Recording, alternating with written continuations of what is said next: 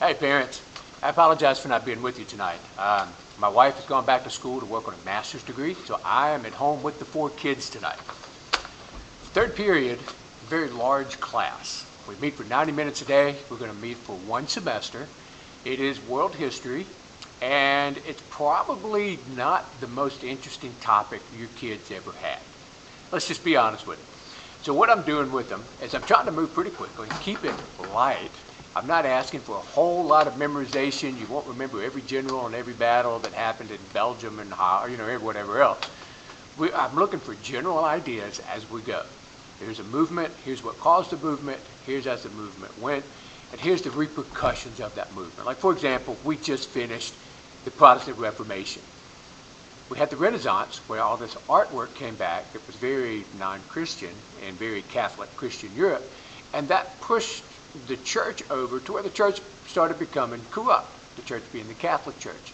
1517, Martin Luther nails 95 things to a church door that says, here's 95 things the church is doing you won't find in the Bible, and Europe set out to swing the other way, like a big pendulum, and purify the movement. Well, when that happened, the church splits apart, and with the church splitting apart, Europe falls apart, because it had been united under one religion and one church the whole time, and now that that's no longer true, you're free to do.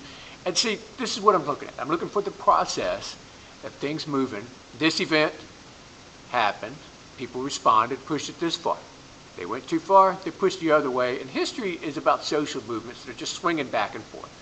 We go too far this way, we try to correct it. We go too far, we come this way, we try to correct it. So if they know the movements, if they can tell me the story of what's going on with the few major facts and names, we'll be all right. So if your kid doesn't bring their book home too terribly much, don't feel worried about it. We can work this out. I'm kind of hoping to not give them a whole lot of homework this year. I'd like to keep it within the class. They're getting a lot of time to do their work during class, so don't be alarmed if you don't see the textbook at the house very often. If a student is out and misses an assignment, you can go to my class website, where you're at right now. If you look down below the video, there should be several activities already posted, and if it's something complicated, I will put a video in there with it to walk the kids through what they missed. If your student's been out for a couple of days, chances are good I've got a video posted that covers that information so that your student can catch up. Now, if you take a test and your student doesn't reach maximum potential on this test, you see what I'm saying? They kind of bomb it. They're free to come back in and retake the test.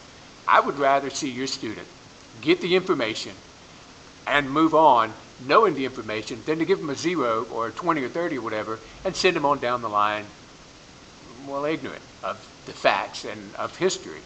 So they are welcome to come back in and retest if they're not happy with their score. Now, if I'm going to offer this to kids who make 40s, I'm also going to offer it to kids who make 90s but would rather have 100 so they can go on to be valedictorian.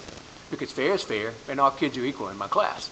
So if your kid would like to retest, if you come in before school, I usually get here about 7 a.m. or very shortly after, or during 5th period, my planning period, I'll let them retake it. The first test score will disappear, it never happened, and you're stuck with the second test score. If you do better, good for you. If you do worse, there's a lesson to be learned in there about studying and preparation. All right, if you need to contact me for anything, if you'll look at the top of the website, one of those directions, there's a contact tab on the website. If you'll go through that, fill out the form with whatever question you have or whatever you need to know, that will feed directly into my Gmail account and directly into my phone. And so I can get it no matter what time it is. If it's at midnight, I'm probably not going to respond. But if it's 9 o'clock at night and you're doing homework, I'll be up. I'll respond. That's for simple questions like, hey, when is this paper due? What page did I find this on? Can you give me a definition for whatever?